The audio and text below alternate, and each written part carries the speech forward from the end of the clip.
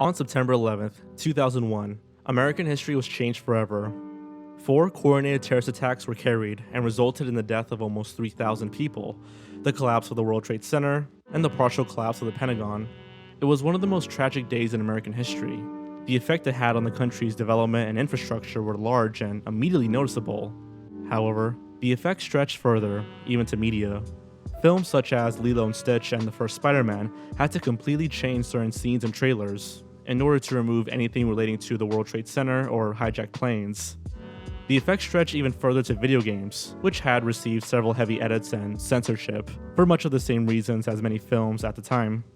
So today, we're going to be taking a closer look at 7 video games that were affected by 9/11. Twisted Metal Black. Twisted Metal is an insane franchise based around demolition derbies, featuring cars armed with guns, missiles, bombs, you name it. The series has gone through a few different development teams throughout its 8 games, with the first and second game being especially high in regard. The third and fourth games were met with mixed reviews, due to it being handled by a different team. But when it was announced that the next entry for PlayStation 2 titled Twisted Metal Black would be developed by the original team, fans were hyped. Due to it being a darker and edgier game, even though it was already kinda like that, the game received an M rating, a first for the series. But some content was actually cut, due to its violence being similar to the events of 9/11. Or rather, it was cut in the European release, as the game launched in America in June 2001, 3 months before 9/11. The content in question was a level where you must pursue a jet plane and shoot it down, in order to unlock a character named Yellow Jacket.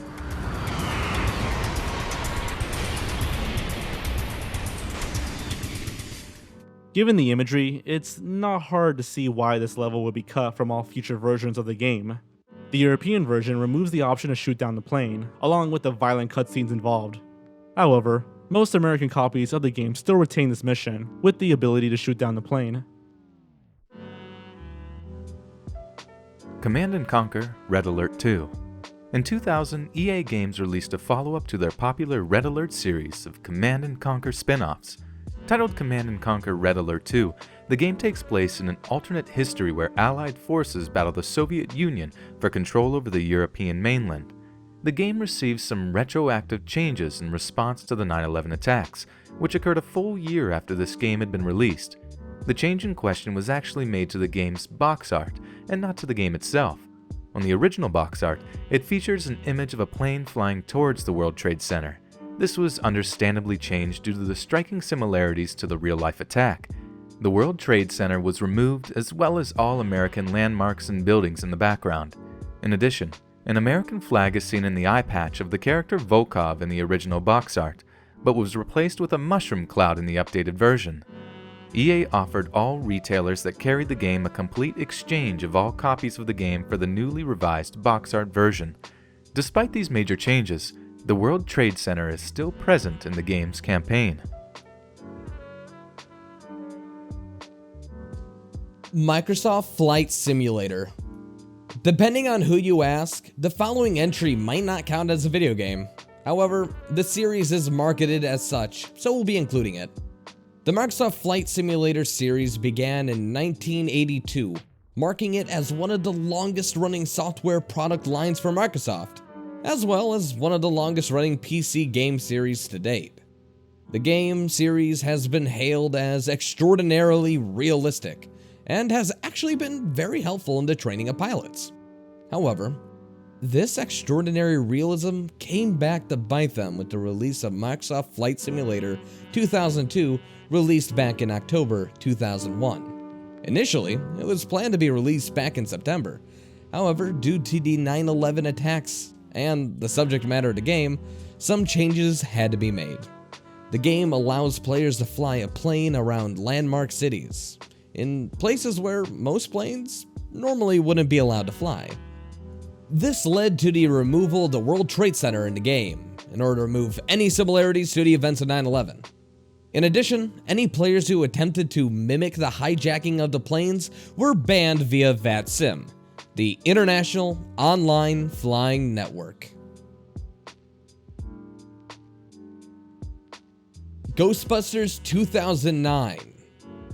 In 2009, in order to celebrate the 25th anniversary of the original film, a large-scale Ghostbusters game was released on almost every console available at the time. The game featured full voice acting, utilizing most of the original cast from the films.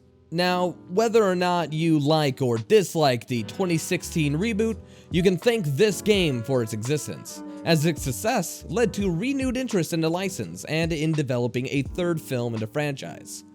The plot of this game, which is essentially Ghostbusters 3, takes place 2 years after the events of the second film, around Thanksgiving 1991. You play as a new intern who helps the team out by revisiting famous locations from the original films and taking out all the ghosts inhabiting them. Now, what puts this game on the list here is that despite being set in New York City with many famous landmarks being visible within the game, the World Trade Center is nowhere to be found. This is particularly interesting for 2 reasons. One being that, unlike the other games on this list, Ghostbusters was released about 8 years since the events of 9/11. The stigma surrounding showing the World Trade Center in any form had since softened. The second interesting thing about this is that the game takes place in 1991, a full 10 years before 9/11 would occur. Therefore, it doesn't really make any sense why the landmark would be missing. It's unclear as to whether or not this was done in response to 9/11, as not much information regarding its removal is known. But it's easy to see that being the reason. Spider-Man 2: Enter Electro. In 2000, Activision released the first 3D Spider-Man game for PlayStation, Nintendo 64, Dreamcast, and Windows PC. The game was a Spider-Man fan's dream, featuring fun web-slinging gameplay, costumes from all different eras of Spider-Man, and even Stan Lee himself narrating the intro. Due to its success, a sequel was created for the PlayStation, but cancelled for the other consoles. This was titled Spider-Man 2: Enter Electro. The game was released on August 26, 2001, but was quickly pulled from stores following the 9/11 attacks. The game was released again on October 19th of the same year, with various small changes being made here and there. The most significant change was made to the final battle against Electro. In the original version of the game, the fight took place on top of the World Trade Center. Electro tipped Spidey off to the location of the fight by shouting, quote-unquote, "top of the world," leading him to deduce that Electro was heading to the World Trade Center. In the re-release, the battle takes place on top of an unnamed building, and the top of the world line was removed. Where's Electro? He left. I'm not sure where to. I think I might have an idea. Where would you go to be on top of the world? I'm coming, Electro. Your power play ends tonight. Where's Electro? He left. I'm not sure where to. I think I might have an idea.